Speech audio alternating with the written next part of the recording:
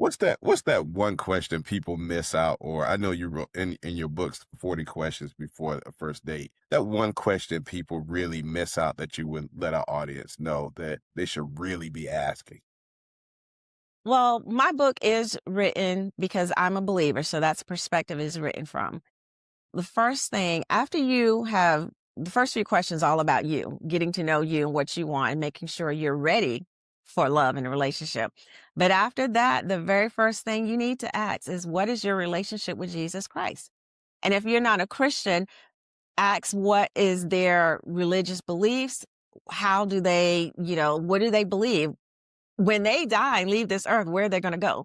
Because the Bible says two cannot walk together and be unequally yoked. And that's going to play out in your life because if I wake up on Sunday morning or during the week, go to Bible study, and Sunday mornings, you're like, no, we're going to do this. And now you're the head of the household. I have to respect you. And those vows say honor and obey. And, you have a role as my husband and what you do and how you treat me. But as your wife, I'm now under your authority and your covering and your protection.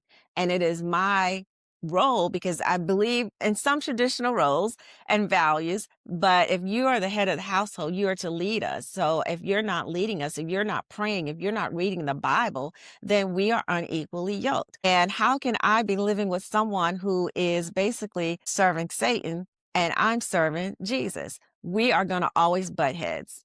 We're going to butt heads because we're going on two different paths.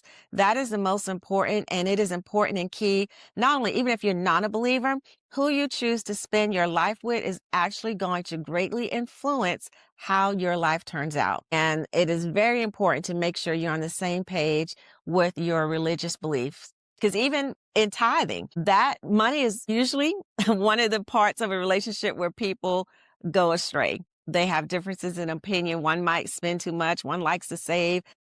What if, and this is a question in the book, what are your thoughts on tithing?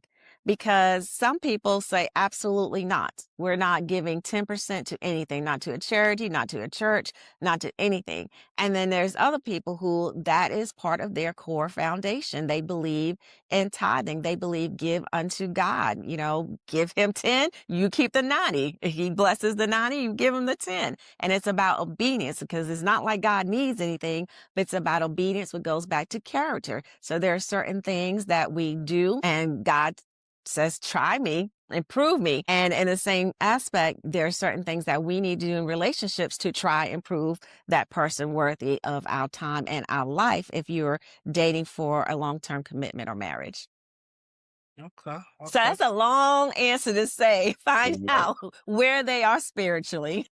No, no, no. The thing about it is people need to hear that. So Hmm. to in my Absolutely. opinion, it's a detailed and in-depth response. And I know it will touch somebody, audience wise, because I heard some things too that I'm like, "Ooh, that's good. That's deep. Okay. Let me put a check mark right there."